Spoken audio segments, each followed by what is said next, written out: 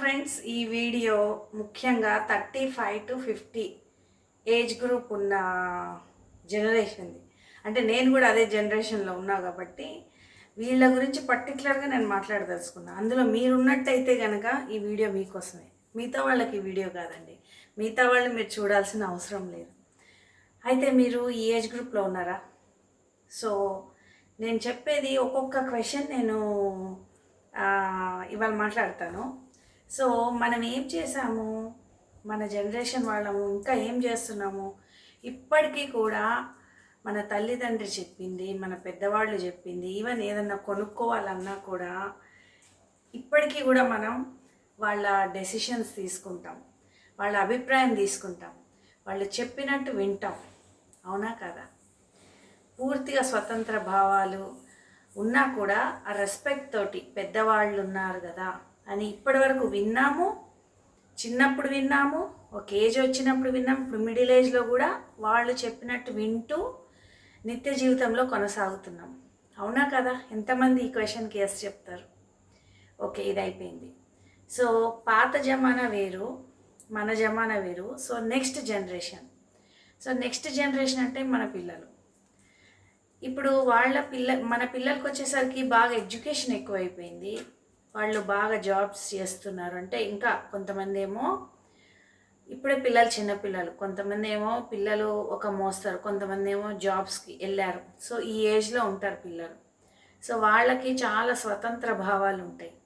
So వాళ్ళు ఏమంటారు, అమ్మ నీకేమీ తెలియదు, లేకపోతే డాడీ నీకేమీ తెలియదు, మేము చెప్పినట్టు మీరు వినండి అంటే వాళ్ళ మాటలు కూడా మనం వింటున్నాం. అవునా? ఇది రెండవది. అంటే ఇది ఎంతమంది ఎస్ ఆర్ నో చెప్తారు? పిల్లలు మనము ఎట్లా అయితే మన పేరెంట్స్ చెప్పినట్టు మనం విన్నామో, టిల్లా ఒక చీర కొనుక్కోవాలన్నా, ఒక నగ కొనుక్కోవాలన్నా అమ్మ బాగుందా అని చూపిస్తాం. వాళ్ళు ఓకే అన్నాకే మనం వెళ్తాం. అంటే విల్ టేక్ ఆల్ వాళ్ళ అడ్వైజెస్ బాగా తీసుకుంటాం.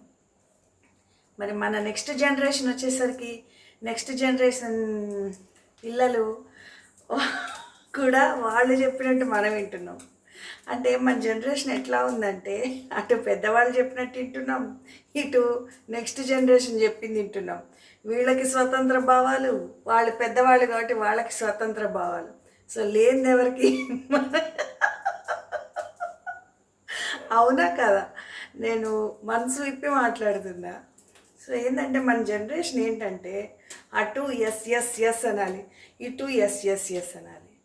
అంటే అందరినీ, అంటే ఈ జనరేషన్ని సో ఓకే ఓకే ఓకే అనేది మన జనరేషన్. సో ఇంట్లో ఉండటం, హౌస్ వైఫ్ లాగా ఉండటం ఇక మన జనరేషన్ తోటి, మన ఈ ఏజ్ గ్రూప్ తోటి స్టాప్ అయ్యేటట్టే ఉంది 99%. సో మనం ఏంటి అంటే కిట్టి పార్టీస్ అని, ఫ్రెండ్స్ అని చక్కగా ఇంట్లో వంట చేస్తున్నాం.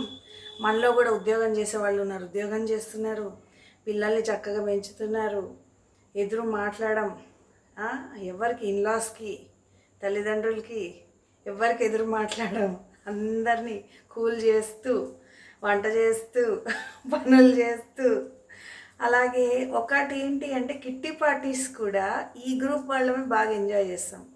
ఎందుకంటే 99% హౌస్ వైఫ్స్ చక్కగా ఏంటంటే మంత్లీ ఒకసారో 2 సార్లు కిట్టి పార్టీస్కి వెళ్ళి ఎంజాయ్ చేయటం, గోల చేయటం కూడా వీళ్ళే.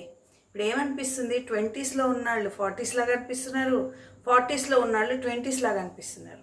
అంటే ఈ 20 ఏజ్ గ్రూప్ ఎట్లుందంటే డల్గా, అంటే అందరినీ చెప్పట్లేదు, ఉన్నారు యాక్టివ్గా, అంటే హుషారుగా కేరింతలు కొడుతూ ఉండే ఏజ్ గ్రూపు అలా ఉండట్లేదు.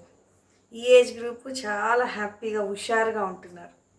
సో ఈ కిట్టీస్లో ఎంజాయ్ చేయటం కానీ, ఈ కల్చర్ కానీ, అందరితో కలివిడిగా ఉండటం కానీ, చుట్టాలు వస్తూ పోతూ ఉంటాం కానీ, బాగా వంటలు చేస్తూ ఉంటాం కానీ, ఇవన్నీ ఎంజాయ్ చేసేది ఈ 35 to 50 ఏజ్ గ్రూప్ అని నేను అనుకుంటున్నా. నెక్స్ట్ జనరేషన్కి వచ్చేసరికి ఇక వాళ్ళు ఎవరి మాట వినరు, స్వతంత్ర భావాలు, మనని డెసిషన్ అడగరు. అంటే కొంతమంది, నేను అందరిని అట్లా 90% వాళ్ళ ఓన్ వాళ్ళ భావాలు